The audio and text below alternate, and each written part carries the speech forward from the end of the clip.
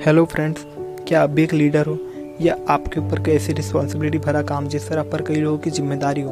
तो आपने अक्सर अपने काम में देखा होंगे कि जब भी आप अपने एम्प्लॉयज़ या किसी इंसान की गलती को बताने या उन्हें सुधारने की कोशिश करते हो तो या तो आपकी बात का बुरा मन जाता है या तो आपकी बात नहीं सुनता। पर आज मैं आपको डेल कार्नेगी की book how to win friends and influence people से कुछ ऐसे 5 प्रिंसिपल बताने वाला हूँ जिससे आपकी प्रॉब्लम सॉल्व हो जाएंगी। तो दोस्तों, बिना किसी टाइम वेस्ट के आते हैं काम की बात पर। प्रिंसिपल नंबर 1, किसी की गलतियाँ बताने से पहले उसकी तारीफ से बात शुरू करें। एक बार एक प्रेसिडेंट थे तो उनके जो सेक्रेटरी थे वो लेटर लिखते टाइम बहुत सारी गलती किया करते थे। तो उस प्रेसिडेंट को अपने सेक्रेटरी की गलतियाँ बतानी थी, तो उन्होंने उनकी गलतियाँ डायरेक्ट बताने के बजाय उन्होंने उनकी पहले तारीफ से बात शुरू करी। मतलब उन्हें ये कहा कि आज इस ड्रेस में बहुत अच्छे लग रहे हो। फिर उसके बाद उन्होंने उनकी गलती बताई। तो वो चाहते तो उनकी डायरेक्ट गलती बता सकते थे, पर उन्होंने नहीं बताई। क्योंकि दोस्तों, इसके पीछे एक फिजिकोलॉजी है। अगर आप किसी की गलतियाँ बताने से पहले अगर सामने वाले की तारीफ कर देते हो तो उसको बुराई सुनना आसान हो जाता है। इसलिए आप भी किसी की गलती बताने से पहले उनकी तारीफ से बात शुरू करें।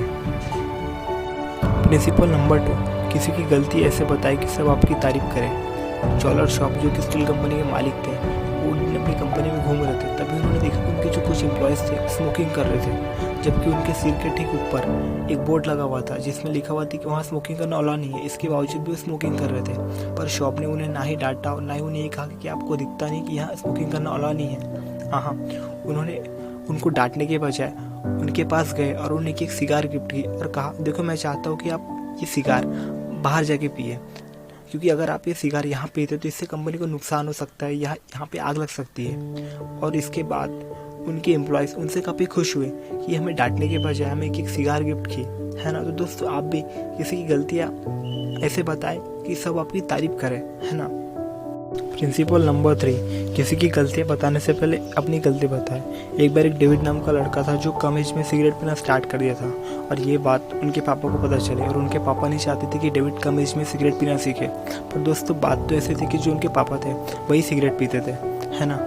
पर उनके पापा ने डेविड को समझाया कि कैसे उन्होंने कम एज में सिगरेट पीना स्टार्ट कर दिया था, जिसके कारण उन्हें बहुत सारी प्रॉब्लम फेस करनी पड़ी और आज उन्हें सिगरेट छोड़ने में बहुत सारी प्रॉब्लम हो रही। पर दोस्तों, यहाँ हम देखते कि कैसे उनके पापा ने डेविड को ना ही कोई बड़ा लेक्चर दिया और ना ही उन्हें सिगरेट छोड़ने के लिए कहा। बस उन्होंने उनकी गलती बताने से पहले अपनी गलती बताई, है ना। तो दोस्तों, इसका एक चमत्कार हुआ जिसमें डेविड ने खुद कहा कि मैं आज के बाद कभी सिगरेट नहीं पीऊँगा, है ना। दोस्तों, इसके पीछे एक फिजिकोलॉजी है। अगर आप भी किसी की गलतियाँ बताने से पहले अगर अपनी गलतियाँ बता देते तो सामने वाले को अपनी बुराई सुनना उतना मुश्किल नहीं होता जितना होना चाहिए, और सामने वाले को ऐसा लगता है कि उससे भी गलतियाँ होती है ना।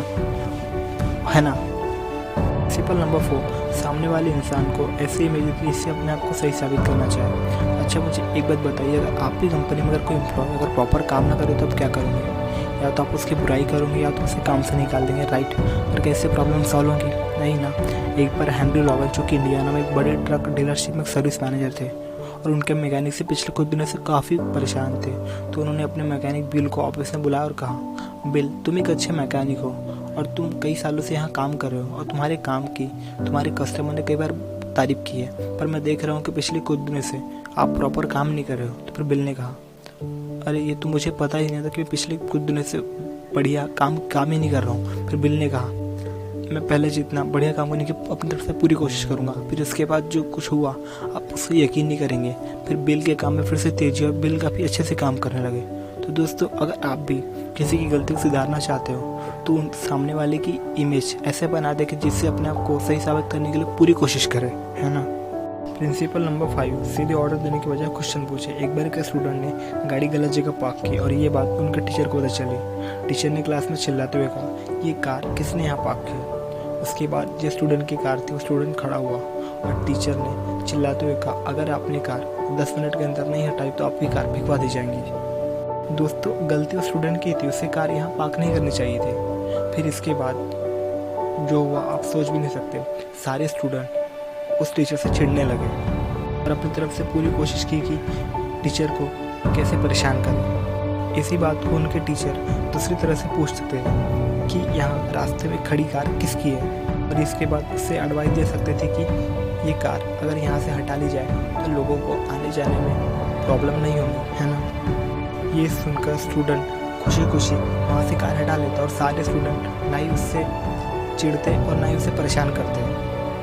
क्वेश्चन पूछने से ना ही किसी की गलती सुधारना आसान हो जाता है, बल्कि अगर सामने वाले को लगे कि डिसीजन लेने में उनका हाथ है तो काफ़ी जल्दी अपनी गलती सुधारने के लिए कोशिश करेंगे।